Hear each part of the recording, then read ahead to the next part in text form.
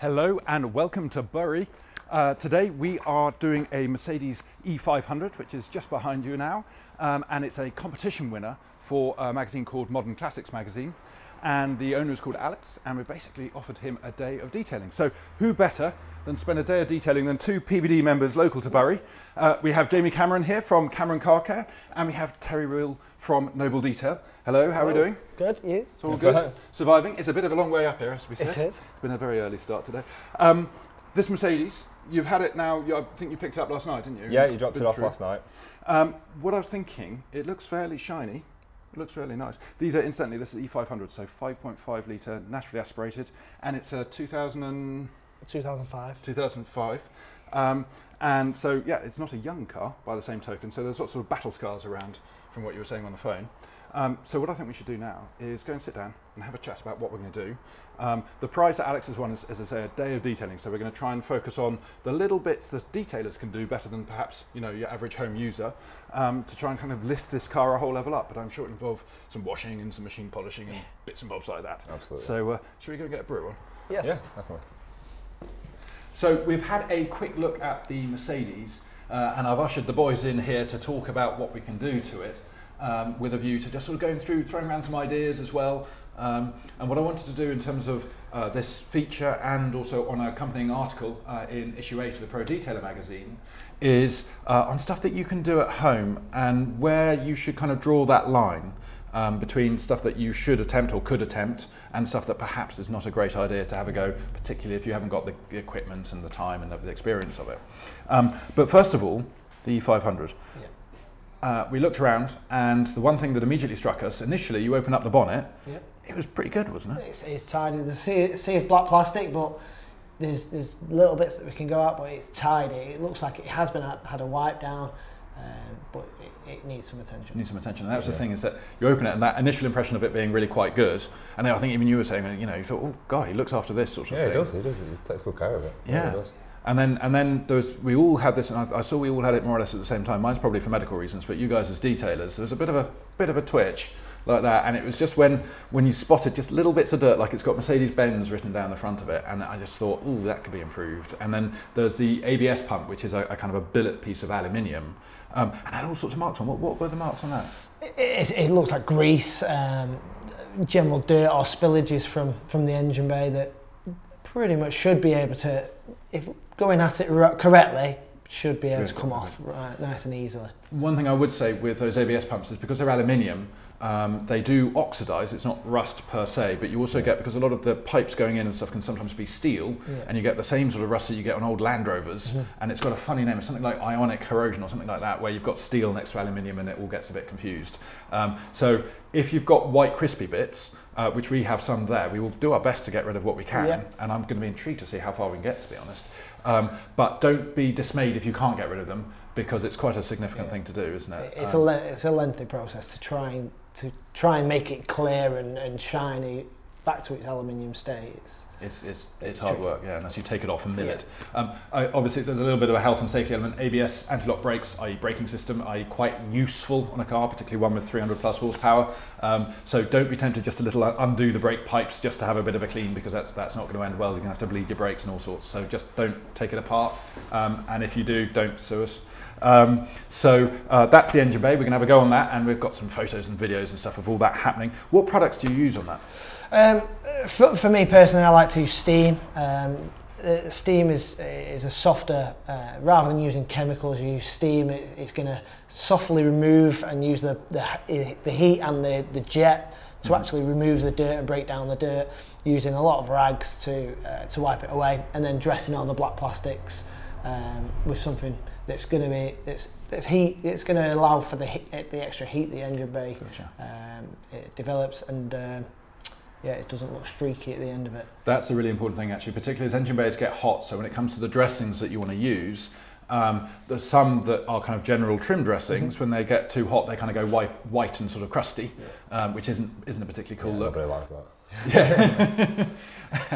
Yeah. And element to it also is with steam, you've got the physical side, and obviously it is just water, so we're talking pH neutral and stuff like that. Again, using heat under the engine bay, you've got to be a bit careful around the electronics. And strangely enough, there are lots of different steamers. I see, I've spied you have a Karcher steamer, pretty similar to Yes, yeah. which are good bits of kit, and particularly for occasional use they work.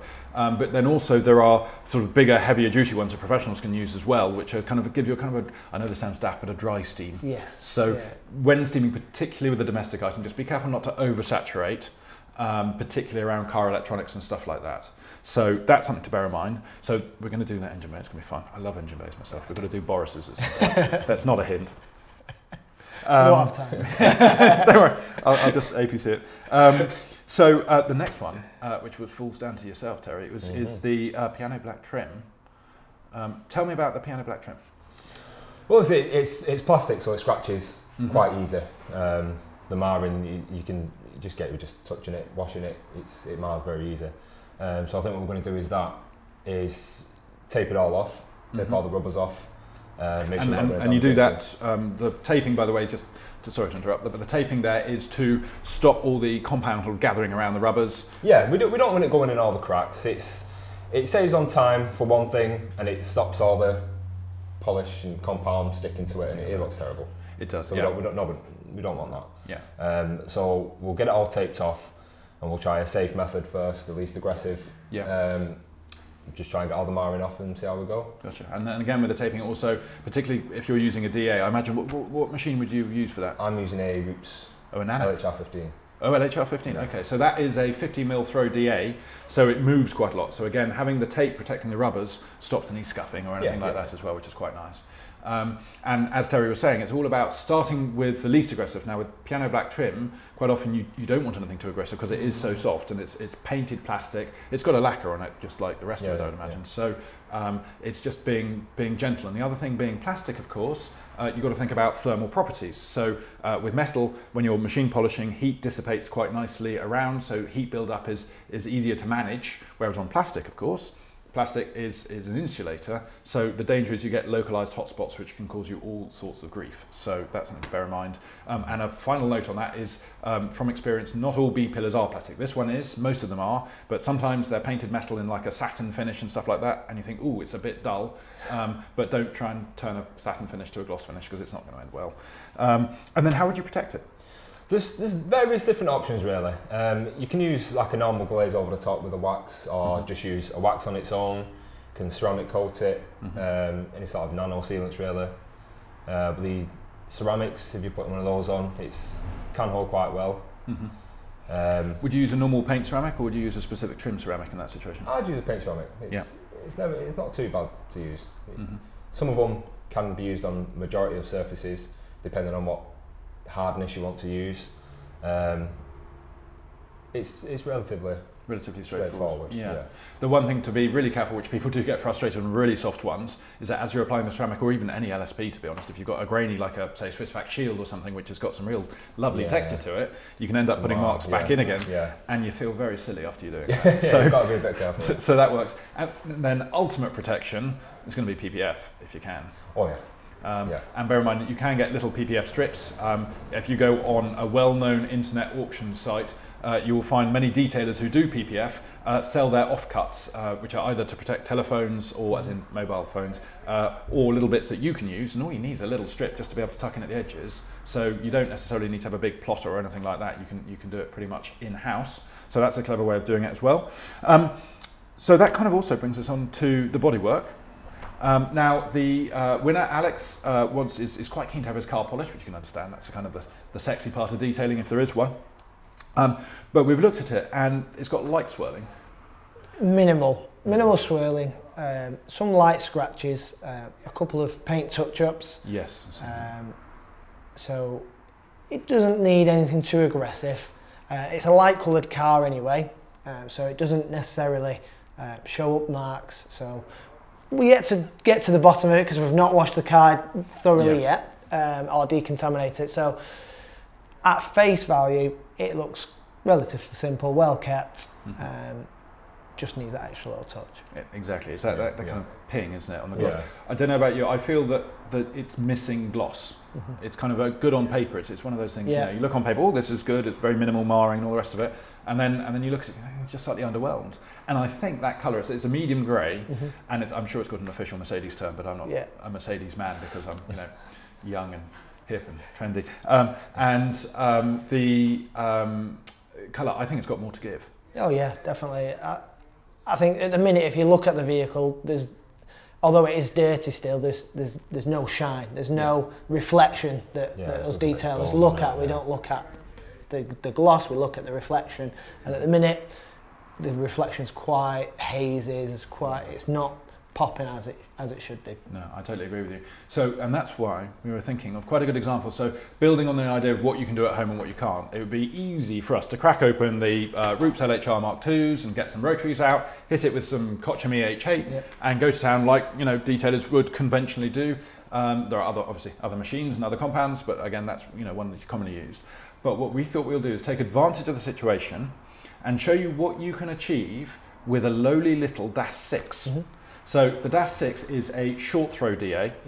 They're not weedy, they're quite cheap. They're about, you can pick a second-hand one up well under 100 quid, and even a deluxe one with all the bells and whistles, about 130 quid, something like that. So it's not going to break the bank. And the idea is they're a nice, safe, light, easy to use machine. So don't get me wrong, you can still harm a car if you turn it upside down and start hitting it, but it's quite difficult to do damage to the car with a DAS 6 if you're using a gentle pad and a gentle compound, which brings us on to our special table here. We've got a range of products. We're going to go through these a little later on, but these are the ones I'm drawing your attention to here. So we've just used the example of Dodo Juice. There are quite a few other fine polishes around. The Dodo Juice range is geared, what I like about it particularly is it's geared towards the home enthusiast. So not the novice, not the person who doesn't know what they're doing. There are shops you can go there for that sort of thing and other brands. But for Dodo Juice, it's for people who know about detailing but aren't detailers, the vast majority of this stuff. And that's what I like. Personally, I'm not a detailer and I use Dodo Juice a lot. So we've got three what could be delicately called sort of light compounds.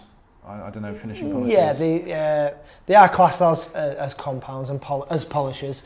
They have filling abilities in them as well, but they will cut with the right pad. They will cut and correct slightly any light swirls and hologram and mainly oxidization is what they tackle. They've got that kind of chemical aggression to them as well on the physical side. So with them, what they have the range, they have the Line Prime range, which has been around for a while. So you've got Line Prime Light, which is sort of super mild, which we don't have here, but there's a reason for that. I'll explain later. We have Line Prime, the standard one, which is in the middle, which is a good sort of, you can use it by hand as well, like the Light.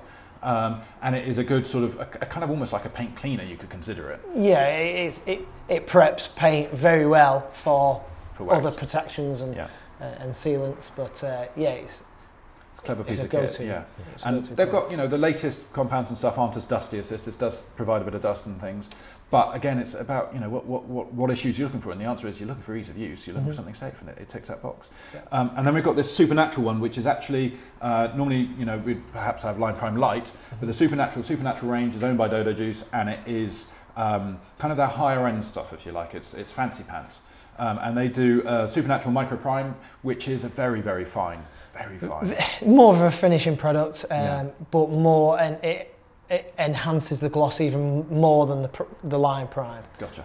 So it's nice to use inside, outside. You could probably polish a whole car by hand and not worry too much about having to go back quickly to remove the product. It's quite oily, so even in direct sunlight, you could probably get away with doing a bonnet at a time, but it's very easy to use, very easy. And that's that point there about direct sunlight. It's all very easy again to if you're watching detailers on YouTube and stuff like that, and they've got all these fancy pants units like this one and bigger. And thinking, well, I don't have any of this sort of thing, and always the instruction says don't use in direct sunlight, and there's good reason for it, and we stand by that. But a lot of what we're going to try and do today is something that you could do at home if you don't have a detailing unit and all the other kits and bits and bobs. So that's how we're going to prep the paint. We've got to be careful around where there's been touch-ups. And we've got to accept as well, also pitch yourself properly. So we've got to accept that we're not going to fix the deep scratches with those.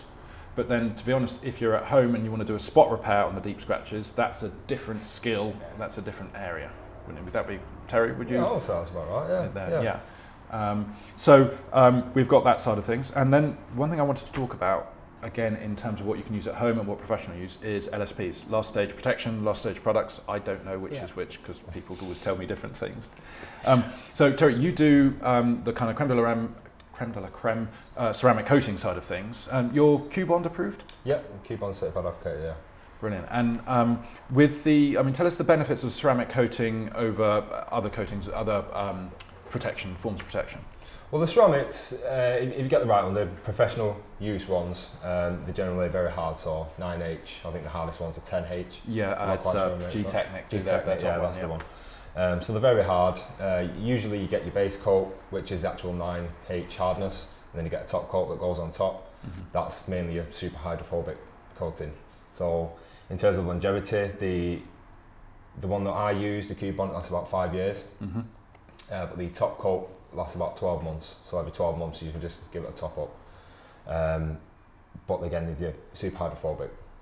So when we say super hydrophobic, we mean basically beading. It's a fancy way of saying beading. But the benefit is stuff doesn't stick to it as well, so it's easier to clean, easier to dry particularly. Yeah, pretty much. And again, there are lots of different ones around. And again, with the hardnesses, one thing I would kind of, as a point of note, and we've mentioned it before, is the hardness system is a good way perhaps of comparing ceramic coatings to other ceramic coatings, but don't take it as read that once you put it on your 5H paint, that you've then got a 9H coating.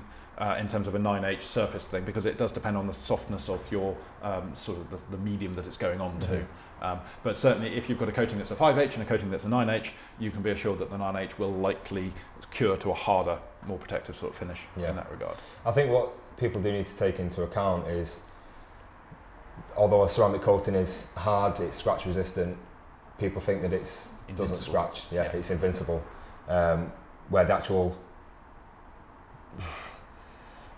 it's not invincible, it's really not. People sell it as that, and it's really not. So it's more of a sacrificial coating. Yes. So if it does scratch, which it is harder to scratch, but if it does, you remove it and reapply it. So your paintwork underneath is fine, but the ceramic does scratch. Yeah, and that, to be honest, that's the same with all paint protection systems. They are sacrificial. Yeah. You know, be it a wax, it might sort of disappear sooner, but it's the same principle. Yeah, same principle. But just no abrasion resistance or anything like that. Yeah. So, I mean, with ceramics, they've got their place. They're great in terms of maintenance of the vehicle. They're ideal, particularly if you've got a car that you're keeping, if you're kind of the guy who changes it, or girl who changes the car every 3 years, they're pretty good for that sort of thing, because you get it done when you buy the car as part of a new car protection, and the car looks pristine right the way through your ownership and you move it on. And that's if you want a hands-off involvement, you know. However, if you're sort of like me and quite like spending weekends in sheds not talking to people, touching cars, then sometimes there are better options out there. And I certainly couldn't apply a ceramic coating, simply because you've got to think of all the bits and bobs. So you've got, you know, the preparation required. And this we'll touch on a little bit later about fillers and stuff like that. But you've also got to think about your environment. You need an indoor environment. You want it ideally temperature and humidity controlled. For some of them, you need UV, not UV, infrared lighting. You need patience, because they take quite a lot of time. Some are overnight and you have to do multiple layers and stuff like that. And you need all the kit to do that and all the lighting, and it's a big effort. So if you, for example, ceramic coat over paint that hasn't been machine polished, so you've got swirls and marks in there, they're locked in there. The only way to get rid of them is to get rid of the ceramic coating and then machine it down. And with some, it's a lot of work. We get quite a lot of people who've either done it at home or it hasn't been done very well. And they're like, oh, could you just whip off the ceramic coating and then give it a quick machine polish and then whip on the ceramic coating again? And it's literally as if it's a car cover. And it's like, well, no, you're going to be wet sanding that thing. That's going to cost you thousands of pounds to put right.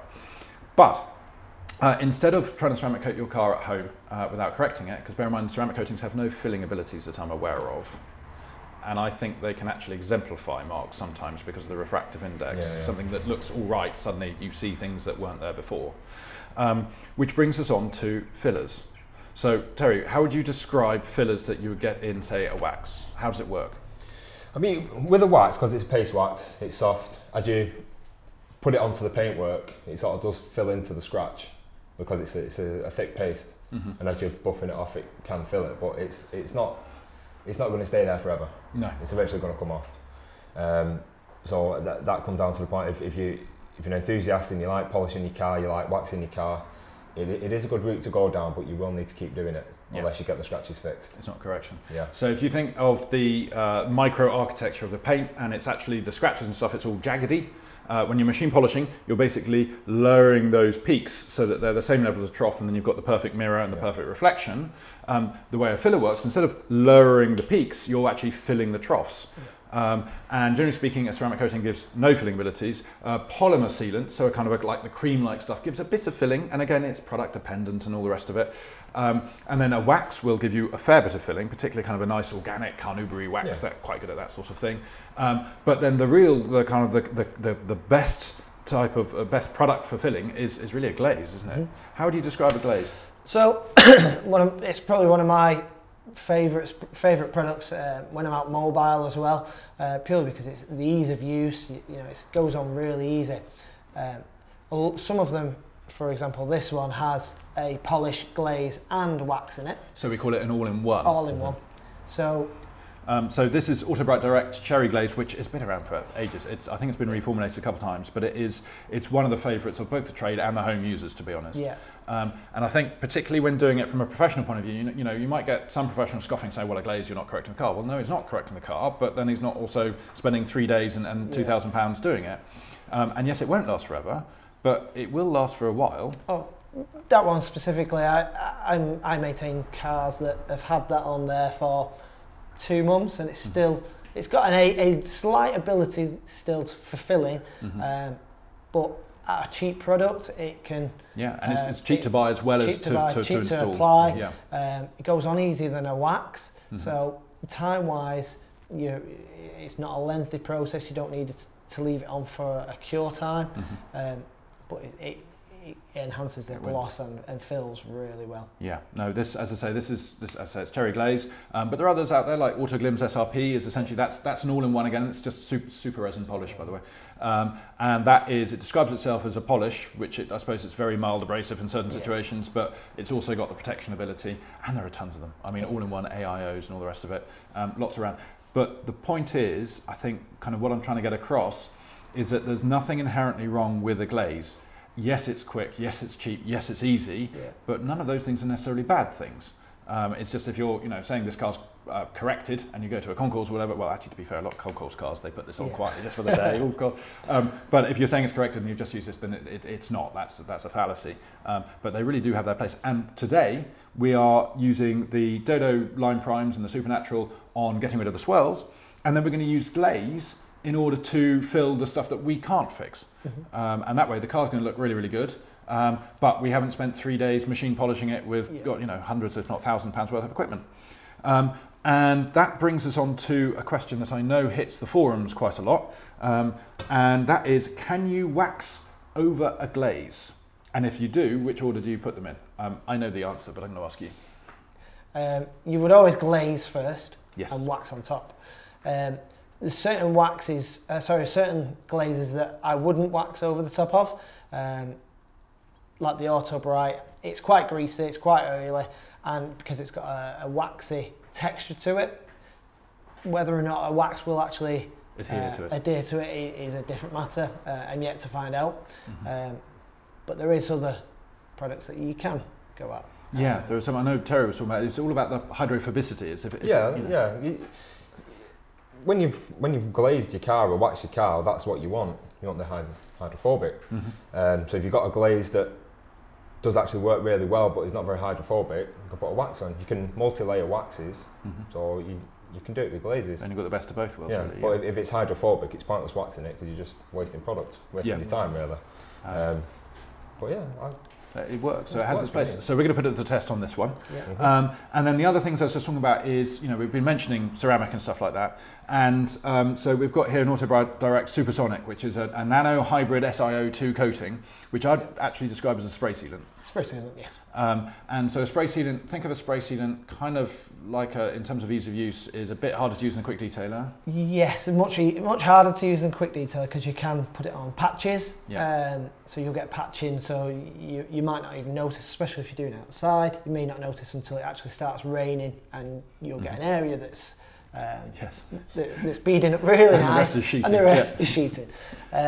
So it is something you could probably do as an enthusiast, a novice, but you've got to take care to do so. Yeah, so again, with this product like this, bear in mind, it's using the technology that ceramic coatings use, but you don't spray this on and give your car a ceramic coating. That would be, again, a misnomer. But if you like the idea of the tech and the endurance, I mean, the endurance on this thing, I reckon, is going to be pretty good. 12, they state 12 months. Yeah.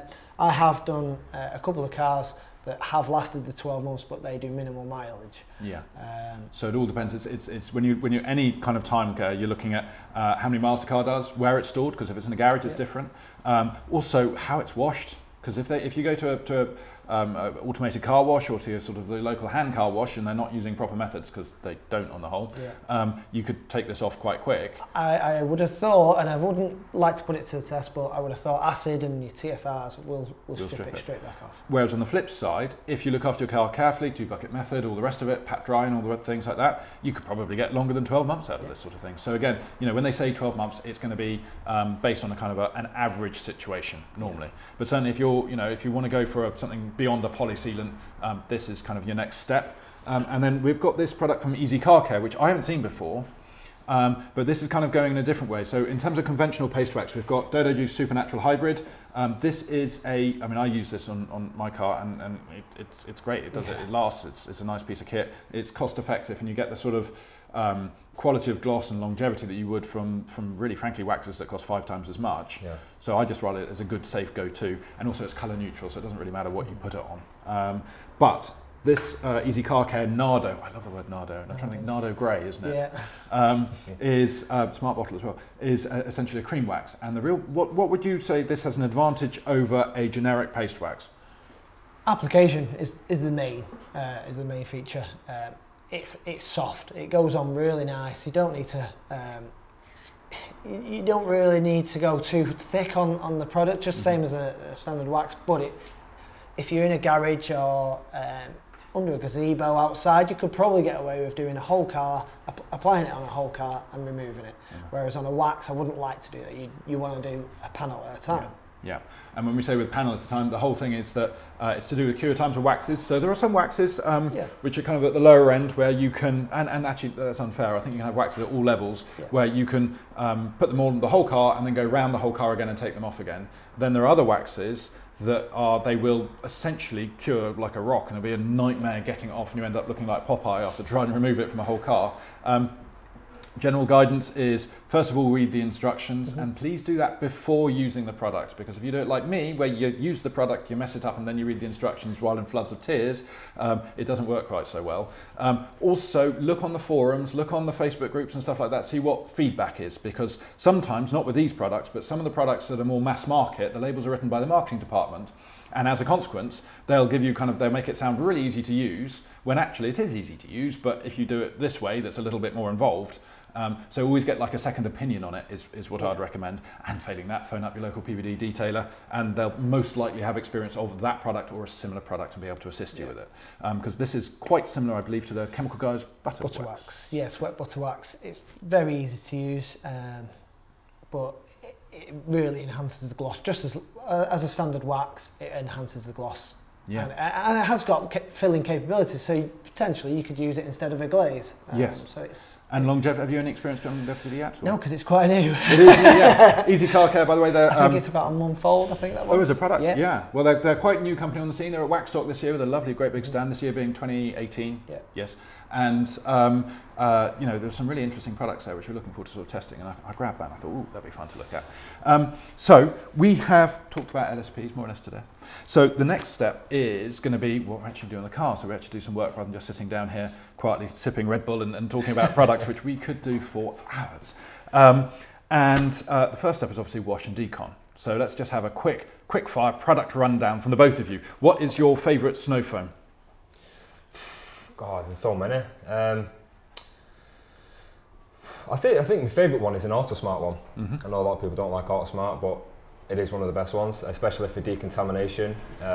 One of theirs is Ultra Mousse. Yes. Which is like alkaline, I think. Slightly alkaline, so it's got a bit more cleaning ability than pH so it's neutral. got a lot more bite to it than again, pH neutral ones. Yeah. So it does remove an awful lot. But I think Ultra Mousse is my... Yeah, no, well, I know lots of guys who use it. I mean, AutoSmart's got that, you know, they're very much focused on the trade side. There aren't many places to buy at retail. And you do get a bit of snobbery sometimes towards it. And there are some products that are very, very strong and need to be used with caution. But at the same time, there are some products that are really, really good at what they do. I mean, G101, I can't think of a replacement for it. No, it's a fantastic product. So, I mean, we were talking the other day about the Evo Cut, weren't we? Yeah. I don't rate the first Evo Cut whatsoever. And you bought the adaptive cut, the adaptive cut. Yeah. I was struggling with rock hard paint on a Range Rover the other day. Nothing in my arsenal would cut it. So to speak. Yeah. We do jokes here. Yes, they're just really so the only thing I could think of, because the most local detailer shop to here is about 40 minutes to an hour away. Where's that? Which one is nearest to you? Polish and Booth in Leyland. Oh yes, yeah. I didn't have an hour to spare, so I rang up my local AutoSmart dealer, met him locally and picked up the new bottle of adaptive cut with a microfiber, and it cut straight through. With a microfiber cutting disc, that is. Sorry, yeah. That's like, you're sending me videos and everything, there's a lot of oohs and ahs and a lot of that going on. Welcome to the world of detail. Okay, so we've got the Actimousse there. What's your favourite snow foam, or should we say pre-wash product, in case you prefer a citrus? Snow foam is still, it's relatively easy, it gives you the drama that the customer likes to see as well. And but my G-foam from Auto Bright, it's probably, you can leave it on for about 10 minutes, it breaks down really nice. With using my Kranzel, I'm only on a K7, so the water flow is quite low, so you need something that's going to break down a lot of the dirt before going at it with So that's a non-pH neutral, or is it a pH neutral? Oh, it is pH neutral, but still does cleaning power. Interesting. So again, generally speaking, snow foams, if they're pH neutral normally, the cleaning ability is not going to be at the same level as something that's normally slightly alkaline, and coated cars sometimes actually prefer something that's slightly acidic as well, which is why some of the coating manufacturers do shampoos and pre-washes that are slightly acidic, and why citrus pre-wash works particularly well on coated cars quite often. So we've done that first step. God, it's taken 3 minutes to get through one step. I'm going to have a beard by the end of this. I want one like that. So the next step is shampoo. Favourite shampoo? I think my original one I was using was a Poor Boys, which worked quite well. I've just recently got the Gion Essence. Yes. Which is... Oh, now, do you call it Gion? Gion? Gion. Gion. I call it Gion. Cool. Yep, no, I call it whatever other people because I hear it in 3 different languages in different places, so it's a nightmare. But yeah, Gion or Gion. Yeah, Gion Essence. I quite like that one. I think, what is it, a 400ml bottle, you get about 80 washes out of it. So it's high concentration, and that's different from Bathe and Bathe Plus, isn't it? Which are separate shampoos they do. Yeah, I think one's more maintenance, one's more kind of topping up. Yeah, absolutely. But the essence is really thick, so you don't need a lot of it. No, but that's cool. I mean, I have to admit, with shampoos, there are lots of things. Again, pH neutral is an issue, but never look at the price and just walk away as a result of the price. Because if you look at something like 1900 to 1, or as you say, the Gion product, they will be more expensive than what you pick up in the shops. But if you work out, do a little bit of kind of fag packet maths, so to speak, on it, and you'll realise that you're getting much more value for money. Unless you're like me and I just give it a squirt. I don't care how concentrated it is. Squirt, jobs are good. Looks right. Foam it right. Exactly. Then you start filling your bucket up and it turns into like a bubble bath, like Mr. Matey. There you go. Job's good. And that's why shampoos only last a week. So your shampoo? I don't specifically have a favourite. They've all got their benefits, whether it's a maintenance wash or you want to strip the car down ready for prep. I don't specifically have a favourite. I try new ones all the time. Interesting, because we have got some CarPro goodies to try on the wash and decon stages. And the first one here, if I can reach across, is CarPro Reset, which describes itself as intensive car shampoo. With natural active ingredients. Now, CarPro UK is based up in Scotland, run by a chappie called Craig, who we interviewed in a previous episode. Very knowledgeable chap. And the idea of all their maintenance products, he was explaining, was purely to maintain cars that have been coated with CarPro. But the benefit is they also work on cars that haven't been coated with CarPro, in my experience. So this one describes itself as highly concentrated shampoo, rich, high-density foam, great cleaning power without gloss enhancers. So this brings us on to types of shampoos. We won't loiter for too long, but basically you've got slightly acidic, pH neutral and slightly alkaline, but you've also got what we call a wash and wax. And the wash and wax, the idea is that it contains some claim wax I'd describe as gloss enhancers more, and it will leave something behind. So if you're not doing anything more than just washing, it's quite a good product to use. But if you're putting something else on top, or if it's already got protection of some form that's not necessarily compatible, good idea just to use a straightforward shampoo, which is what this is. So that's when we find it. And this is a dilute 1 to 500. So it's not that concentrated. But I think that might be to do with clever stuff inside it, so we'll soon find out. See how that works. So instead of going through every other product, what I want to do is just talk briefly about the different decon steps. So I see there, first of all, you've got bug out, which we talked about in the interview, Craig, and it's dead clever because it turns out bugs, I made a mistake and I thought that bugs eat stones and that's why they're so dangerous. It turns out it's birds that eat stones. But the bug out one is designed to dissolve the carcasses of the bugs, which is pretty insensitive to the bugs family, I feel. Yeah, very. But generally speaking, very effective for the car in. So that's going to be really fun to have a look at. I want to have a look at how that actually works. So I've just read about it, never actually used it. And then we've got the old favourites, Tarex and Iron-X. How do you use Tarex and Iron-X? Tarex, you want to do small areas, leave it on. Try not to do it in direct sunlight. So if you're working outside, turn the car so the sun's behind the car. I think this one specifically can dwell for about 2 or 3 minutes, and using a clean microfiber and wiping off the tar after spraying it on. Gotcha. So the solution is softening it, yes. Isn't it? I always feel what I try and do, and it's a very sort of product expensive way of doing it, is I'll spray the tar on, let it dwell, then I'll pressure wash it off, and then I'll spray it on again, and then wipe it so that the majority's done. But you do get through about 500 ml worth of tar remover every time, and it's not the cheapest of stuff if you get good ones. And it's basically a solvent, essentially, tar removers are, long story short. And Iron-X, we've talked about Iron-X, it's a fallout remover. It's spray on, hold your breath, hope for the best, and then spray it off again. Hold your nose. Oh, yeah, aye. Do you use, I mean, obviously we've got the CarPro stuff here. Do you, what Iron-X, sort of what iron remover do you use? I actually use the one by Polishing Booth. Okay. I've used it for years now, and it works really well. There's so many companies coming up with so much fallout removers, you never know which one to pick. I've picked Polishing Booth and it works really well for me. Yeah. No, well, in all of these fallout removers, they've all got the same kind of active ingredient, thioglycolic acid. And it is, the way it responds and stuff is how it makes the smell and the colour change and all the rest of it. However, I have to say, one thing I would advise is the Meguiar's all-wheel cleaner. If you've had a go at that, it ain't cheap, but it is a really cool product. It comes in, I think, 700 ml spray bottle, and we used it on Boris when he had the original wheels that are currently in a shed somewhere. The smell was pretty much non-existent.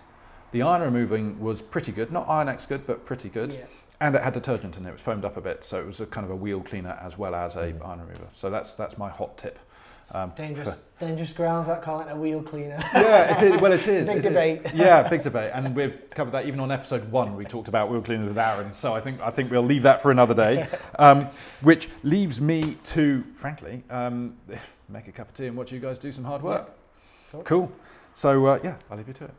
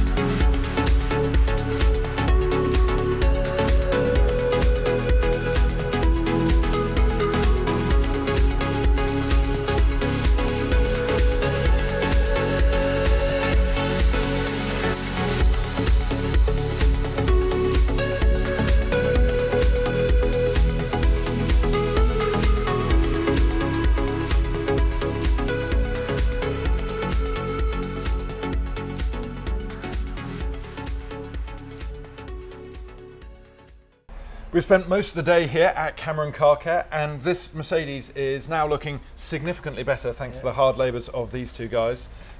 One thing that really impressed me was the engine bay. Even we were taking wire wool to the ABS brake thing. I saw the CarPro Pearl was working really nicely on the plastics. If you had any advice in terms of what you were doing today and what we filmed today, what tip would you give people? Say when, I don't know, when using the glaze on the car. You sort of need to go a little bit at a time really with the glaze. Only a tiny bit on a pad will go a long way. It's a misconception that you need lots more to fill. Little is enough. Absolutely, it's filling the fillers in there. They're not microscopic, but they're very little. And as a result, the trick is not to have too much on there because then it gets all smeary and it takes a lot of effort. It's quite oily. Yeah, but I think it's made a significant improvement to the car. And I know from a machining point of view, we've actually switched up to, having had Alex, the owner, over, switched up to some H8 to get some more machine, sort of higher speed machine polishing. But I think the part of the theme really was, what can you do at home with a DAS 6 with some very simple sort of cleaner polishes? And the answer is the Dodo works really, really well. Terry, you did a great job on those piano black trims. Thank you. And what was the secret? For me, it's always least aggressive first. So you just need to make sure those rubbers are taped off as much as possible. Obviously, the ones in the middle, it gets a bit difficult in between the two pillars. It gets a bit difficult to try and tape those off. But always the least aggressive first. And in this case, it actually worked. And you're using, what was it? Who makes the compound you were using? It was a Maguire's. Maguire's, and it was D300? D300, yeah. So again, that's something that you can get on the Maguire's website quite easily? Yeah, it's readily available. It's readily available. And machine-wise, was it Vertool I saw being used? I used the Vertool, yeah, the 3-inch Vertool. And again, Vertool, in terms of where they sit, they're kind of the cost-effective level of machine polishers. We used the Vertool 21, in fact, the 15 in a test in the issue 6, I think it was, and it performed really well against the Rupes and the Flex XFE, and it was less than half the price of both of those things. So again, a good thing that you can get for home. And the Vertool was the mini Vertool, wasn't it? Yeah, the mini, yeah. So anyway, all that leaves me to do really is, these guys have got some more work to do and finish up. We've got to head down the M6 down back to Cirencester for another shoot tomorrow, and it's to thank you really for all the effort you put in. No problem at all. I know Alex was really chuffed with the car, even just when we were washing and claying it. He came in and he was like, wow, I can see already the bonnet looks improvement, and it's a smart car to start with. And as we suspected, it's not entirely perfect. There are lots of paint chips and little dings and donks, but the thing is, he's spotted them, he knows them, and he's going to get them right. So I reckon it won't be too long before this car's looking as new. Yeah, of course. Very cool. Right, well, all it leaves me to do is leave you guys and have a good evening. You too. We shall see you soon, I am sure. I'm sure. Fantastic. All right, cheers.